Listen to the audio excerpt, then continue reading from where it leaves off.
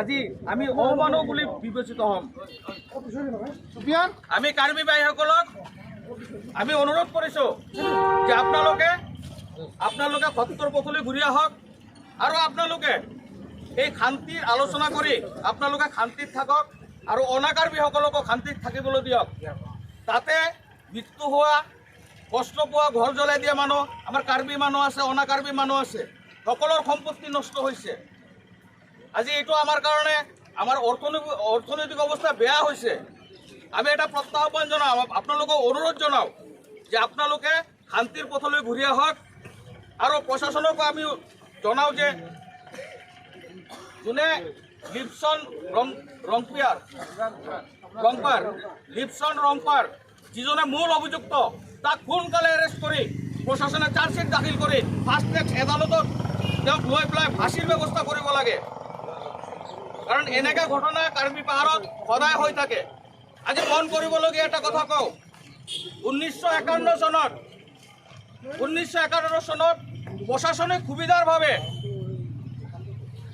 নগাঁও জিলা, গোলাঘাট জিলা, শিৱসাগৰ জিলা আৰু কাছাৰ জিলাৰ পৰা সমতল ভূমি কাটি কাৰ্বি পাহাৰৰ লগত মিকিৰ হিলছৰ লগত অন্তৰ্ভুক্ত কৰিছিল।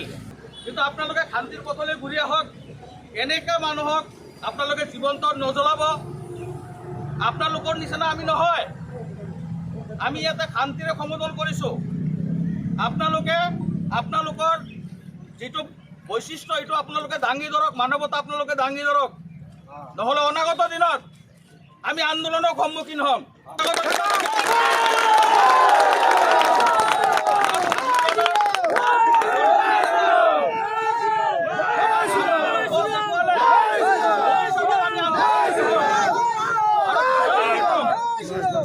আজি আমি অমানৱ বুলি বিবেচিত হ'ম। আমি কাৰ্বি ভাইসকলক আমি অনুৰোধ কৰিছোঁ যে আপোনালোকে সত্যৰ পথলৈ ঘূৰি আহক আৰু আপোনালোকে এই শান্তিৰ আলোচনা কৰি আপোনালোকে শান্তিত থাকক আৰু অনাকাৰ্বীসকলকো শান্তিত থাকিবলৈ দিয়ক। তাতে মৃত্যু হোৱা, কষ্ট পোৱা, ঘৰ জ্বলাই দিয়া মানুহ, আমাৰ কাৰ্বি মানুহ আছে, অনাকাৰ্বি মানুহ আছে, সকলৰ সম্পত্তি নষ্ট হৈছে। আজি এইটো আমাৰ কাৰণে আমাৰ অৰ্থনৈতিক অৱস্থা বেয়া হৈছে। আমি এটা প্ৰত্যাহ্বান জনাওঁ, আপোনালোকক অনুৰোধ জনাওঁ যে আপোনালোকে শান্তিৰ পথলৈ ঘূৰি আহক আৰু প্ৰশাসনকো আমি জনাওঁ যে যোনে লিপচন ৰংপাৰ যিজনে মূল অভিযুক্ত, তাক সোনকালে এৰেষ্ট কৰি প্ৰশাসনে চাৰ্জশ্বিট দাখিল কৰি ফাষ্ট ট্ৰেক আদালতত তেওঁক লৈ পেলাই ফাঁচীৰ ব্যৱস্থা কৰিব লাগে। কাৰণ এনেকুৱা ঘটনা কাৰ্বি পাহাৰত সদায় হৈ থাকে।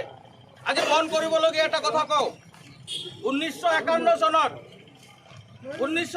চনত প্ৰশাসনিক সুবিধাৰ বাবে নগাঁও জিলা, গোলাঘাট জিলা, শিৱসাগৰ জিলা আৰু কাছাৰ জিলাৰ পৰা সমতল ভূমি কাটি কাৰ্বি পাহাৰৰ লগত মিকিৰ হিলছৰ লগত অন্তৰ্ভুক্ত কৰিছিল।